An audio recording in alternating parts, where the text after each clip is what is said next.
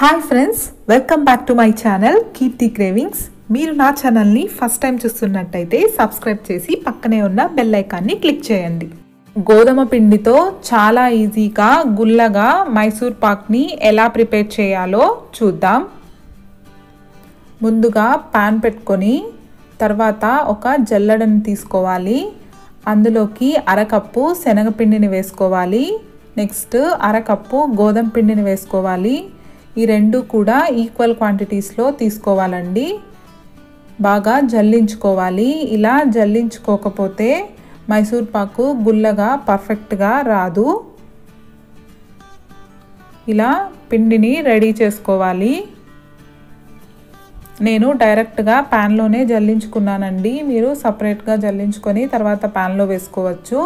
Next ఇలా ఏదైనా ఒక బౌల్ తీసుకొని నెయ్యి లేదా ఆయిల్ని రాసుకొని రెడీగా పెట్టుకోవాలి. తర్వాత ప్యాన్ని స్టవ్ పైన పెట్టుకొని లో ఫ్లేమ్లో కలుపుతూ పిండిని పచ్చివాసన పోయి ఒక మంచి అరోమా వస్తుందండి. అప్పటిదాకా ఫ్రై చేసుకోవాలి. నాకైతే కరెక్ట్గా 5 నిమిషాలు పట్టింది. 5 నిమిషాల్లోనే ఇది బాగా ఫ్రై అయిపోతుంది. చూడండి, లైట్గా కలర్ చేంజ్ అవ్వటం కూడా స్టార్ట్ అయింది.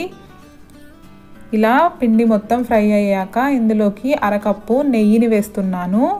నెయ్యికి బదులుగా అరకప్పు నూనెని వాడచ్చు, లేదా పావు కప్పు నెయ్యి పావు కప్పు నూనె అలా రెండింటిని ఈక్వల్ క్వాంటిటీస్లో కూడా తీసుకొని వేసుకోవచ్చు.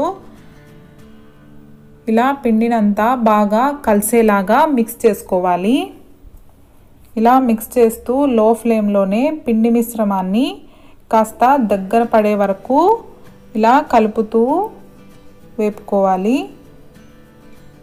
చూస్తున్నారు కదా, ఇది కొద్దిగా దగ్గర పడుతుంది. ఇలా కొద్దిగా థిక్గా అయిన తర్వాత స్టవ్ ఆఫ్ చేసి మరో 1/2 నిమిషం పాటు దీన్ని కలుపుకోవాలి. నెక్స్ట్ ఏదైనా ఒక బౌల్లోకి ఈ మిశ్రమాన్ని ట్రాన్స్ఫర్ చేసుకోవాలి. తర్వాత అదే ప్యాన్లో అరకప్పు చక్కెరను వేస్తున్నాను. మీకు తీపి ఎక్కువగా కావాలంటే 1/4 కప్పు దాకా చక్కెరను వేసుకోవచ్చు. అలాగే అరకప్పు నీళ్ళను పోసుకున్నాను. చక్కెర మొత్తాన్ని మీడియం ఫ్లేమ్లో ఇలా కలుపుతూ కరిగించుకోవాలి. చక్కెర అంతా కరిగిపోయింది. ఇప్పుడు మరో 5 నిమిషాల పాటు ఉడికించుకోవాలి. ఇందులోకి నేను ఎల్లో ఫుడ్ కలర్ యూస్ చేస్తున్నానండి. ఇది ఆప్షనల్. ఇప్పుడు ఒకసారి బాగా కలుపుకొని ఇది తీగ పాకం వచ్చే వరకు మీడియం ఫ్లేమ్లోనే ఉడికించుకోవాలి. చూస్తున్నారు కదా, ఇలా ఒక స్ట్రింగ్ లాగా ఫామ్ అవ్వాలండి. తీగ తెగిపోకుండా పర్ఫెక్ట్గా తీగ పాకం వచ్చాక ఇందులోకి ప్రిపేర్ చేసుకున్న ఈ పిండిని ఒకేసారి కాకుండా ఇలా కొద్దిగా యాడ్ చేస్తూ మిక్స్ చేసుకోవాలి. మంటను లో ఫ్లేమ్లో ఉంచి ఈ ప్రాసెస్ని చేసుకోవాలండి, లేదంటే అడుగంటిపోతుంది. అప్పుడు పర్ఫెక్ట్గా రాదు. ఇది లో ఫ్లేమ్లోనే ప్యాన్ నుండి సపరేట్ అయ్యేదాకా ఇలా కలుపుతూ ఉండాలి. మరీ ఎక్కువ టైం అయితే పట్టదండి. కేవలం 2 నిమిషాల్లోనే ప్యాన్ నుండి సపరేట్ అయిపోయి ఇలా దగ్గరగా వచ్చేస్తుంది.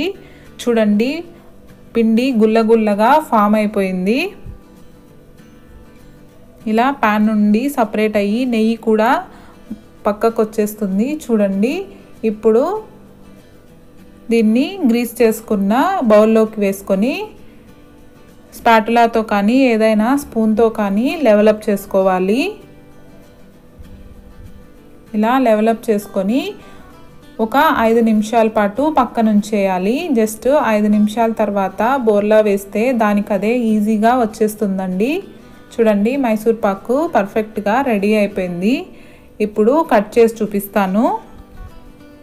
ఇలా ఈజీగా హెల్తీగా మైసూర్ పాక్ని రెడీ చేసుకోవచ్చు. మనం కలర్ వేయడం వల్ల ఇది సేమ్ శనగపిండితో చేసినట్టే కనిపిస్తుంది. ఈ ప్రాసెస్లో చేయండి, చాలా పర్ఫెక్ట్గా మీకు మైసూర్ పాక్ అనేది రెడీ అయిపోతుంది. చూడండి, లోపల కూడా గుల్లగా ఎంత పర్ఫెక్ట్గా బయట కొన్న దానిలాగే ఉంది.